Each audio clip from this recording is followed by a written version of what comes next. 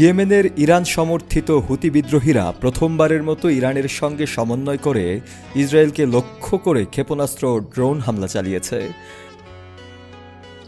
হুতি বাহিনীর মুখপাত্র ইয়াহিয়া সারি আজ রবিবার 15 জুন জানিয়েছেন, গত 24 ঘণ্টায় তারা ইসরায়েলের জাফা অঞ্চলে একটি সামরিক স্থাপনা লক্ষ্য করে ক্ষেপণাস্ত্র ও ড্রোন হামলা চালিয়েছে। তিনি দাবি করেছেন, এই হামলাগুলো সফলভাবে লক্ষ্যবস্তুতে আঘাত করেছে। এই হামলাগুলো ইরানের সঙ্গে যৌথ সমন্বয়ে পরিচালিত হয়েছে বলে তিনি উল্লেখ করেছেন।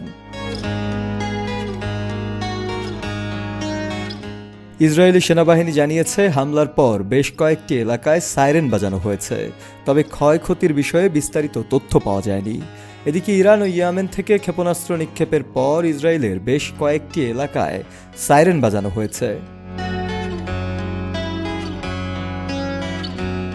ইসরায়েলি প্রধানমন্ত্রী নেতানিয়াহু বলেছেন, এই হামলাগুলো ইরানের পারমাণবিক কর্মসূচিকে কয়েক বছরের জন্য পিছিয়ে দেবে এবং এর বিপরীতে আরও কঠোর প্রতিক্রিয়া জানানো হবে।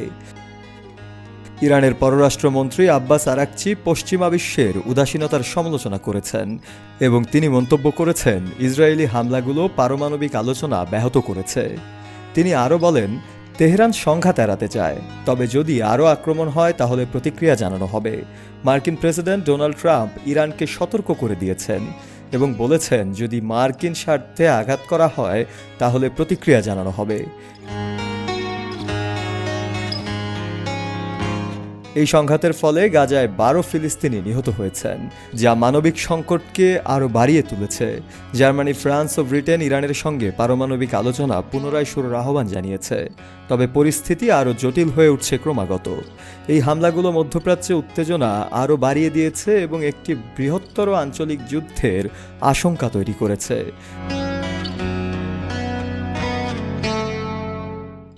মূলত গত শুক্রবার আচমকা এক হামলা চালিয়ে ইরানকে বিব্রতকর অবস্থায় ফেলে দিয়েছে ইসরায়েল।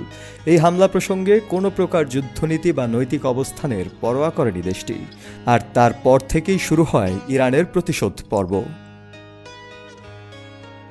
শফিউল মাওলা, কালের কণ্ঠ।